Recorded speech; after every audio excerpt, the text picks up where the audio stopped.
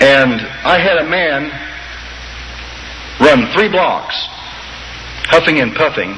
He owned the Goodyear tire shop there in Ashland, Nebraska, and he went to me, Herb, if you ever see another flying saucer and it lands, you tell him I want to sell him a set of tires.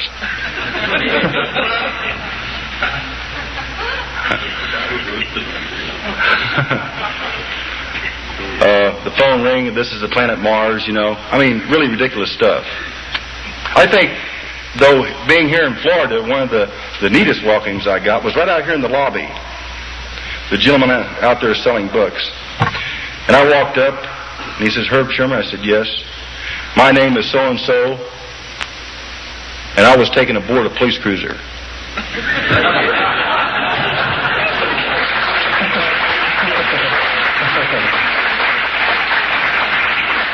I thought that was neat.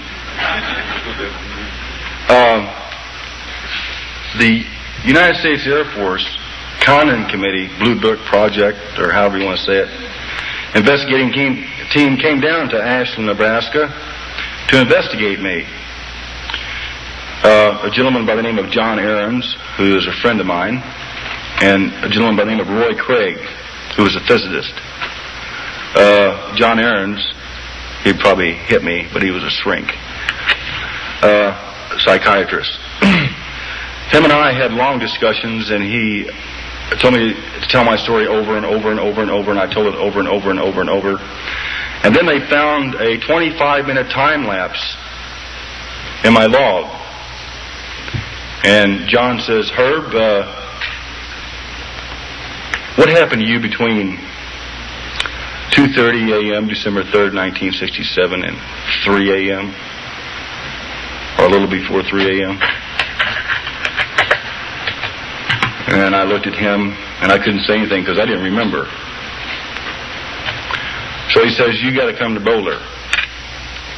I said, okay. So they took me up to Boulder, and I met a UFO team there of a lot of people who run a lot of tests on me, and a hypnotist by the name of Dr. Leo Sprinkler administered time regression hypnosis on me, which found out a small detail that I had been aboard the spacecraft and that I had actually communicated with them. They played the tape back to me, and it shocked me. I didn't know what to think. I said, is that really my voice on that tape? You bet it is, boy. I says, my God, what do I do now? So while I was up in Boulder, the city got real cute, you know, the city fathers and the people in the city. The day I left, matter of fact, the night I left, they went down to our beautiful cemetery there in Ashland, Nebraska, and took this dummy and hung it by the neck in a tree, and put a big star on it, shot a hose through it and painted the hose with red like blood, and put Herb across the star with a cowboy head on it. And they really made it look big because they went down to the mortuary and they got the ambulance out, a code 3 run, sirens, red lights, the whole works. Went over there and they very carefully took it down and put it on a stretcher and covered it up and took it back to the morgue.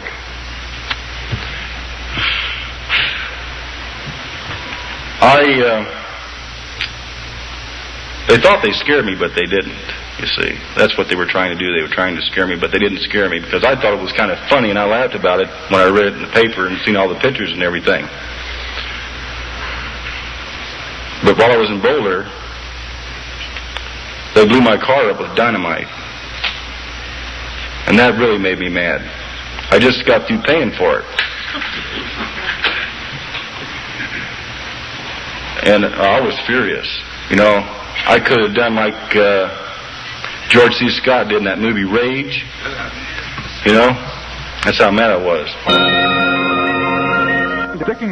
Herb Schirmer's encounter with a flying saucer and its crew disturbed many people, including his wife, who said he was crazy and left. But through the whole crisis, I had one very good friend in Ashland, Nebraska. His name is Leroy Dimmitt. Very close friend. And he helped me a lot in Ashland. He was one of our relief officers in the police department. And I was really proud to have him as a friend, his way he stuck by. My family, I really can't say. I went to my father and I said, Dad, I said, I know you have 20-something years in the Air Force, but I asked my father point blank, I said, Dad, what do you think of UFOs? My father never said no, and he never said yes. He just said, son, if you're telling the truth, stick with it. And so I stuck with it. I thank you very much. Hypnotic test. Schirmer, in the hypnosis, was pulled up onto this field, and the hypnotist was asking him, said, describe this, what are you seeing? Schirmer goes, radio ain't working. What happened to the engine? Where are my lights? What is that thing? Describe it to me, the hypnotist. It's made of metal and shaped like a football, silverish glow around it, flashing light underneath. It came in over a field and hung there for a moment, and it's flickering on and off and making a whooshing sound, and the lights are flickering very rapidly. How fast are they flickering? Jiminy Christmas, they must be going around twice a second, at least 120 times a minute. It can't be. What's happening? Legs shooting out underneath it. It's hard to see. It's very bright. There are legs coming out. It's settling on the ground. Are you afraid? You're damn right. My hand is shaking. Why don't you start your cruiser and leave? I am being prevented. What do you mean being prevented?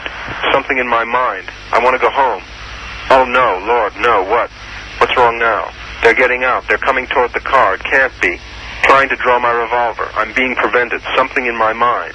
The one in front of the car is holding up an object. Stuff shoots out of it and goes all over the car. What is the stuff? What color is it? It's funny stuff, like greenish gas. My God, it can't be. Stuff all around the cruiser. What's he doing? What do you mean? Who?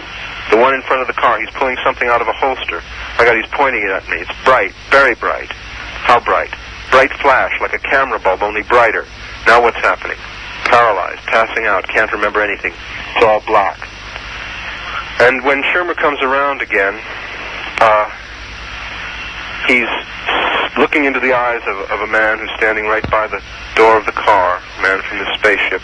And the first question the man asks him is, are you the watchman over this place? Are you the watchman over this place? Now, this is a simple kid who didn't finish high school till he had been a policeman for several years.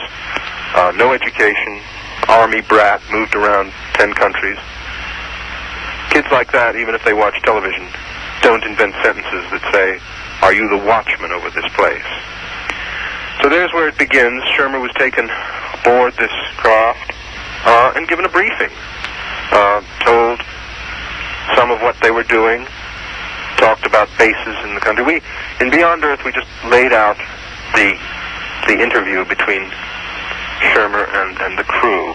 At points, he says they've been observing us for a long period of time, and they think that if they slowly put out reports and have their contacts state the truth, it will help them. They have no pattern for contacting people. It is by pure chance, so the government cannot determine any patterns about them. There will be a lot more contacts. To a certain extent, they want to puzzle people. They know they are being seen too frequently, and they are trying to confuse the public mind.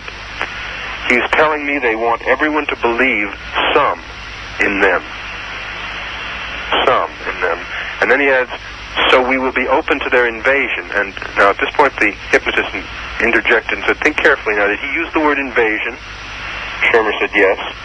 Then this would mean they are operating to conquer the world? And Schirmer said emphatically, oh, no, no. He used the word invasion, but meant it in a friendly way. He said it would be a showing of themselves completely. The public should consider in their minds that they should have no fear of these beings because they are not hostile. Pretty powerful stuff. Not satisfied with reading transcripts of hypnotic regression tests, Ralph Bloom has ordered a second series of tests at UCLA.